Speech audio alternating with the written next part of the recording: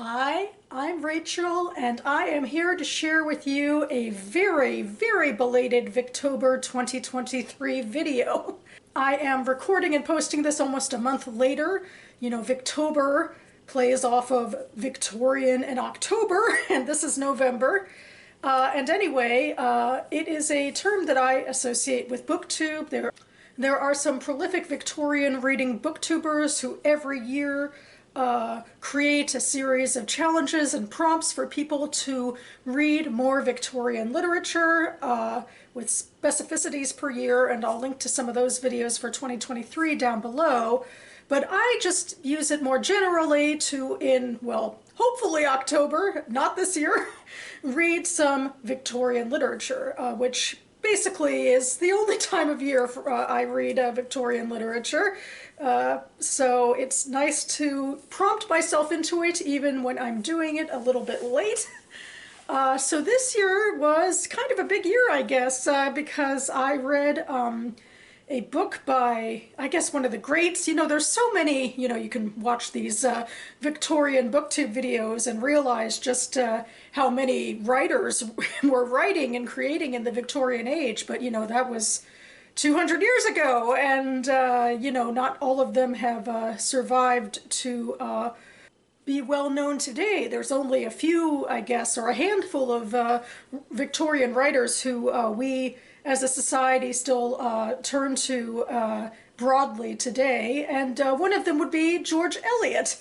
So this year I read my first George Eliot book, which was Daniel Deronda, and this is basically the book which made this video come up as late as it did, because I spent most of this month going through Daniel Deronda. I was listening to it on audiobook, and it was 36 hours long. It is a long, complicated book in the Victorian sense of so many plots, so many subplots, and even the main plots, it just, goes into all the nooks and crannies. Like, I think the general time span of the book is about a year, and it kind of feels that way.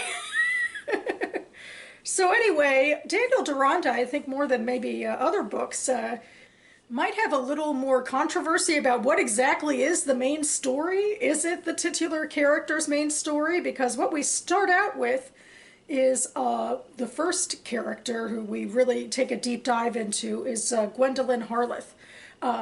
And Daniel Deronda comes up pretty briefly in her storyline in the beginning as someone who's kind of judging her while she's gambling abroad. And then he sifts into the background for the most part for a long part of the story as we set up that Gwendolyn's family fortune is now in danger now that her stepfather has passed away. And so she and her mother and her sisters have to move.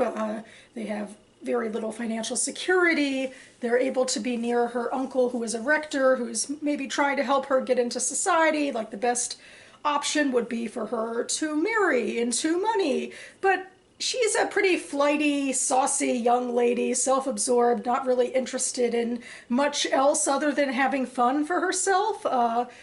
And even if that means, straining the family budget a little bit or playing with people's hearts, that sort of thing. And she does that for as long as she can, until I guess it becomes much more apparent that if, their financial situation doesn't change, her family's, that they'll be forced to move into far less amenable circumstances. The whole class issue is always such a big deal, I suppose.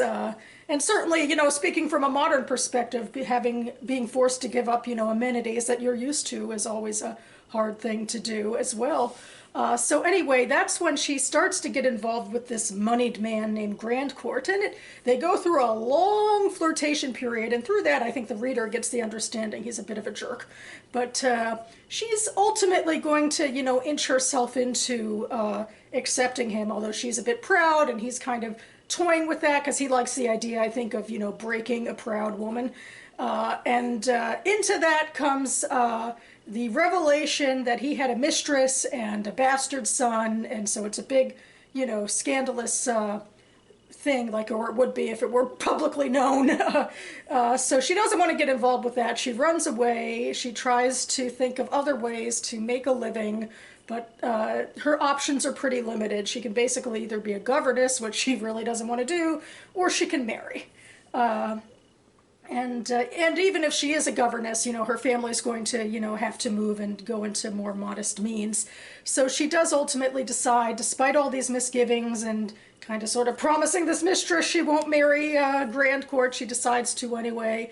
It's a miserable marriage, and DERONDA's now back part in the story sometimes.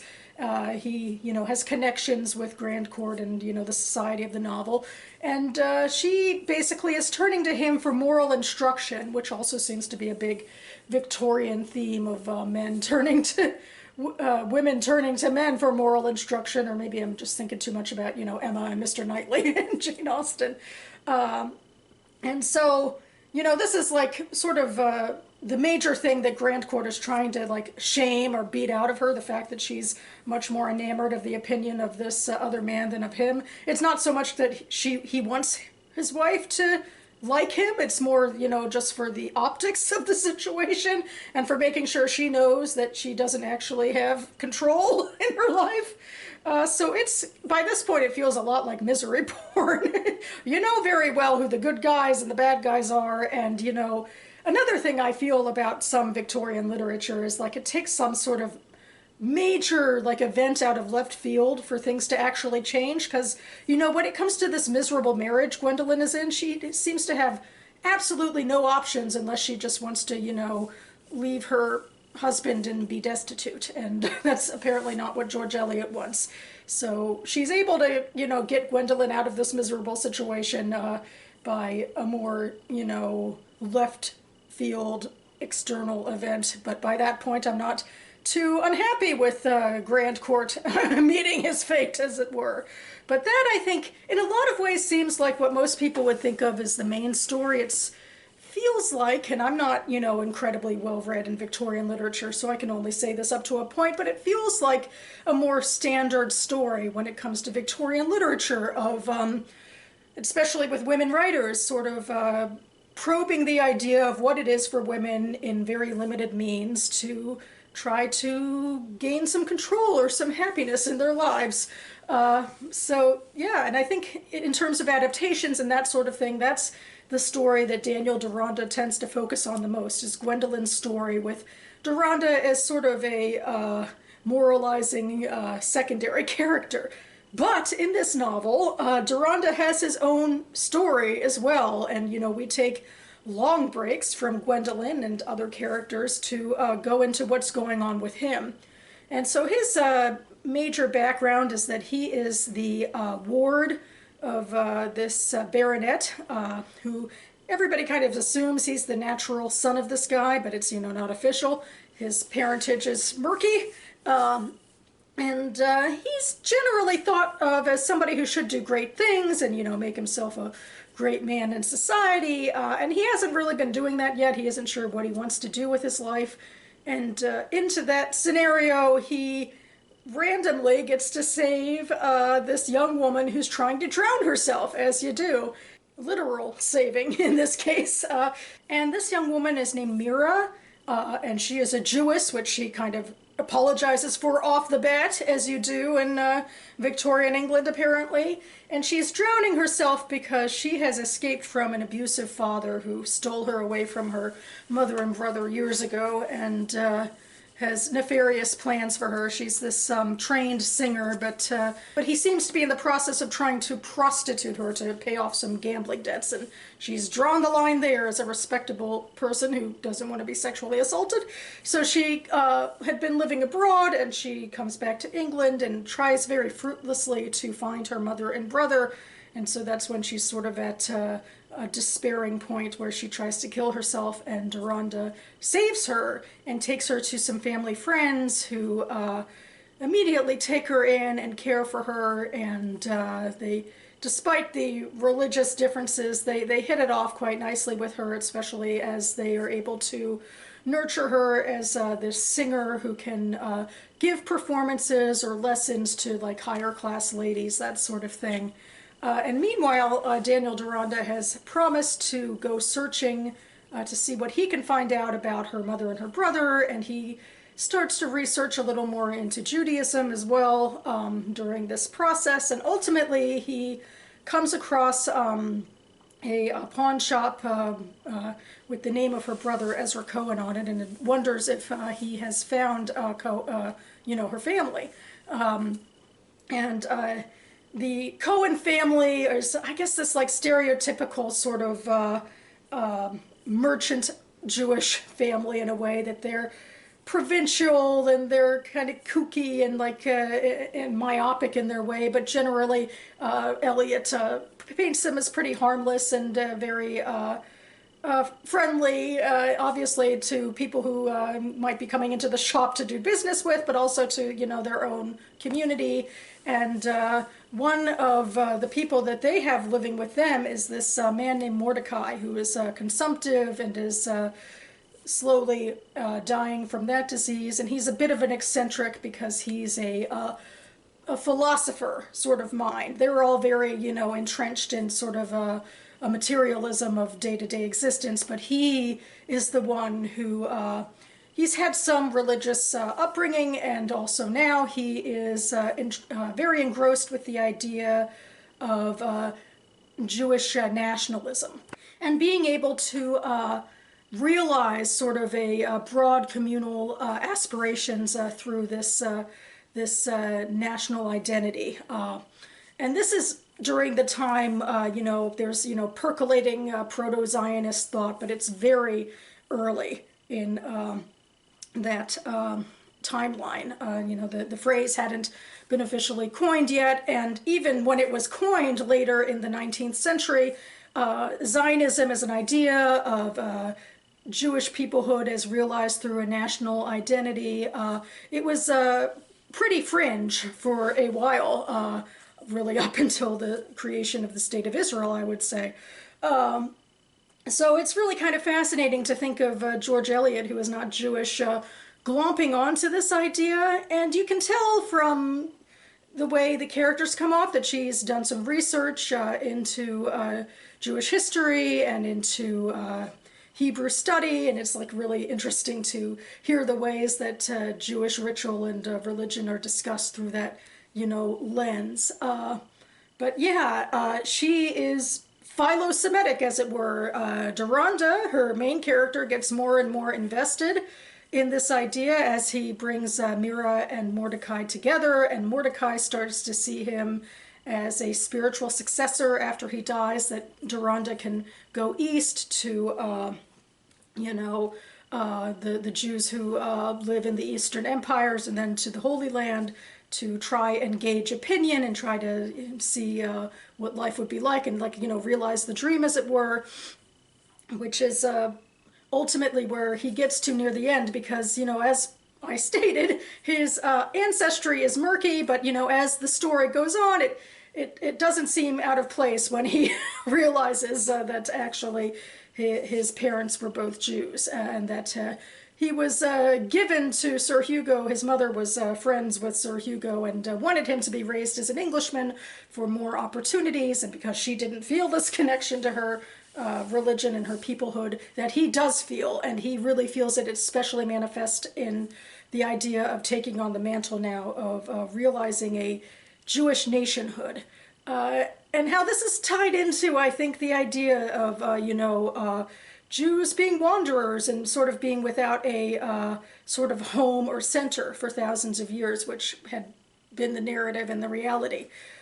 So that's where his story ends, with marrying Mira, and, they care for Mordecai, and it seems like they are turning in the future toward embracing and looking into this idea of Jewish nationalism, which, yeah, it was, I think, wildly controversial or unpopular at the time to focus Jews that specifically in a book, and also this particular philosophical idealist subset of Jews. It was just so, it was fringe. It did not really encompass where most Jews in England were at the time, and that's where we come into the next book that I read much more quickly, which was REUBEN SACHS by Amy Levy. And Amy Levy was an actual Jewish woman living in Victorian England, and it's pretty apparent through all of the references that she makes to Daniel DERONDA that she thought that Elliot's philo-Semitism and her, you know, sort of focus on this nationalist idealism was just a bit out there and did not actually speak to where the community really was at. So that's kind of what she's doing in her novel. I feel like she has with Reuben Sachs, has a Daniel Deronda type character that he, to his family, is seen as the person who should, you know, make great strides in English life. And Reuben Sachs is this middle-class Jewish man who kind of wants to become the Benjamin Disraeli of his time, but that he wouldn't have to convert to do it. This seems to be something Levy seems to see as something negative, that, you know, from the off, even from the beginning of the novel, he's working himself to the bone and like trying to be over solicitous to his community's needs and becoming this public political figure. And spoiler alert, he does not survive to the end of the novel, or he dies near the end of the novel. He also has to eschew a possible romantic relationship with the other main character, Judith, who is kind of a mix of Gwendolyn and Mira, I would say. She's this poor relation who lives with us, some of his and her cousins who are more well off, and he can't marry her because she doesn't have, you know, the money. And she ends up married to this convert, and the convert, Bernie, is this guy who kind of, I think, is supposed to believe in the idealism of religion, but might be disappointed by it ultimately, because it just seems like everything that Levy is writing about this small cast of characters is that they're highly materialistic. There is a third character as well I feel like I should mention in Reuben Sachs, another cousin named Leo, and he is the anti-material guy. Like, I guess Reuben Sachs wanting to be a politician is materialistic of him. And Leo really hates the small-time provincialism in London, and he wants to become a musician, which ties back to a lot of the Jewish women over Daniel Deronda, not so much the men. So that interested me too. He definitely was not going into, you know, idealism about Jewish nationhood or anything religious, but I think he was supposed to be Levy's foil against, I think, the shortcomings she saw in her community. And in all honesty, I did not connect very well with this book. You know, it's weird to compare it to Daniel Deronda, which is so sprawling. There's just so much happening, so much going on, so many plots and subplots that I really felt like I got to know the characters, where I didn't feel like I got to know the characters in Reuben Sachs. I really didn't connect to them at all. And I mean, I think it's more than just the length. I think that George Eliot deliberately had things happen to her characters that made them enticing, like Gwendolyn's loss of fortune and her marriage, and Daniel Deronda, you know, having his quest to finding out about his heritage and how that brings him into this whole new world of Jewish thought that, even if it isn't, you know, actually all that realistic to how most Jews live their lives, is still a story. And I feel like intentionally Amy Levy didn't have her characters living out a story, because she seemed to very blatantly want to say that they're just sort of provincial. And I know that from her biography, Amy Levy had a very contentious relationship with Judaism, especially with the patriarchal parts of it. She also wrote this book in her 20s, shortly before she died, whereas George Eliot was in her 50s for Daniel Deronda, and it was her final book, and so she had a lot of clout behind her. I can't help but look at what's actually on the page of Reuben Sachs and think it's not really, I don't know how much of it's really about Judaism, other than, you know, some references to the Day of Atonement or to Hanukkah or what have you, because it's so filtered through this Victorian English experience. I mean, both books really are. The way that they talk about Judaism as a race and how they over-stereotype, you know, the entire community at once. I mean, in all honesty, Daniel Deronda, for all the complaints about it, it's this one weird fringe character who's like, oh, what about this idealism of nationalism? And everyone else is like, okay, man, you're kind of weird, you're out there. And it's only like looking back on it now, you know, where Zionism has now become much more central. and it's, very strange.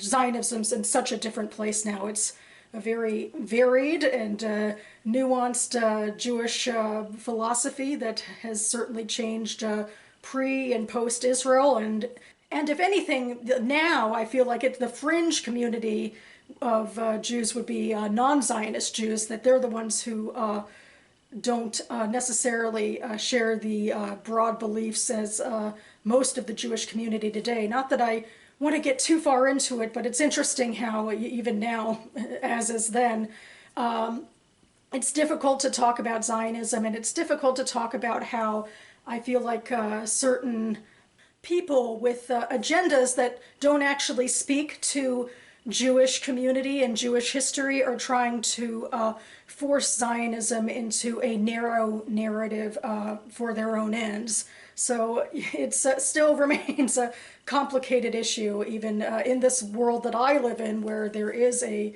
Jewish nation state.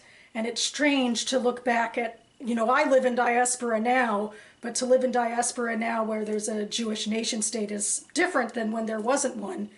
And yet I feel like when it comes to some literature that's being published now, like I'm reading a lot of Jewish secondary world fantasy literature, and all of it really focuses on the marginalization of Jews and how it actually leads to a sort of sense of strength.